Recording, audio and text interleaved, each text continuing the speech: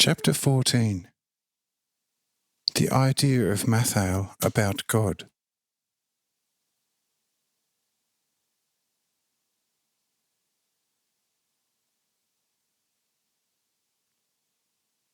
Matthew.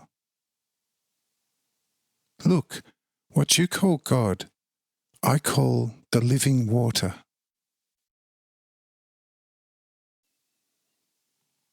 But the water does not recognize the life in it. But when it is brought to the boil through the powerful love, which equals the heavy pressure against the center of its being, the spirit of life rises in its freedom over the once arresting water. And you see here the Spirit of God floating over the waters, as Moses describes.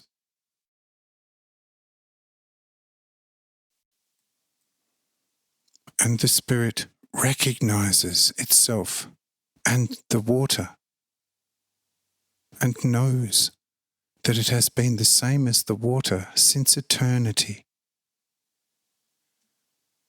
And this eternal recognition is understood under the phrase, "Let there be light."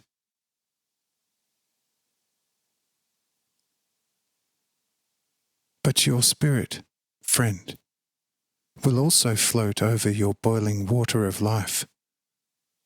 Then you will also begin to recognize your life and the life of God in you.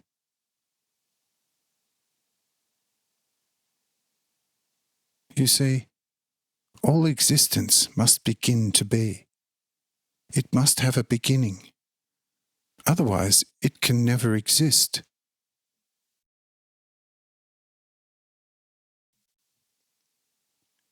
If a self-recognizing life never had a beginning, it would never be there.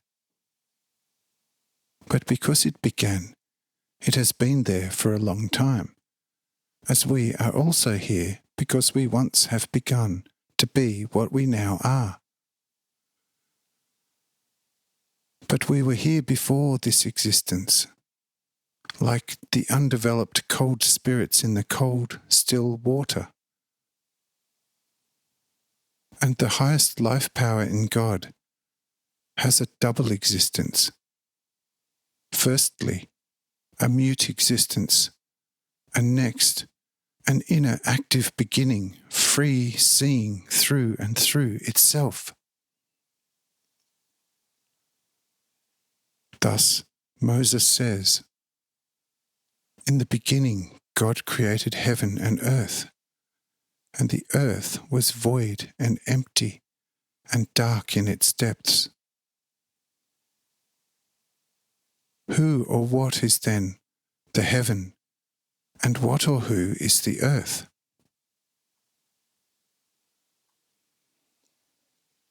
Do you mean this earth which now bears you, or the heaven which gives you air and light? Oh, how far you would be from the truth!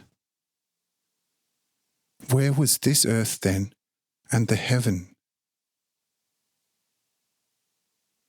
You see, it is only dimly pointed to how the eternal life power of God in its existence began to investigate and to recognize.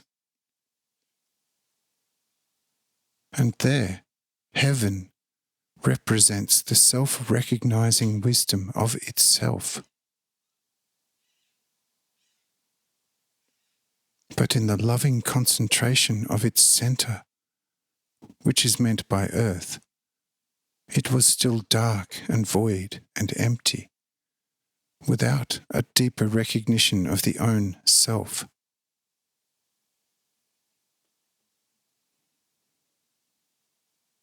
But the center became hotter and hotter.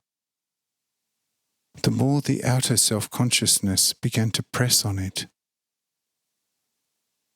and the center became red hot, and out of the boiling life water emerged the steam, spirit, floated now freely over the water of the mute and calm eternal being, and recognized itself through and through.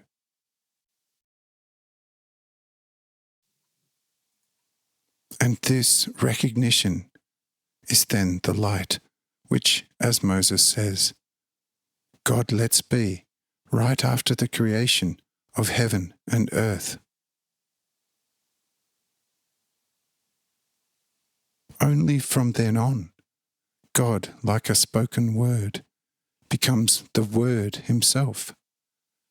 And this word, let there be light, is a free will which becomes aware of itself thoroughly, a being in the being, a word in the word, an all now in everything. And only from then on, the original source of all life begins to emerge, having discovered itself most thoroughly from out of the free will. Now, do you have an idea yet?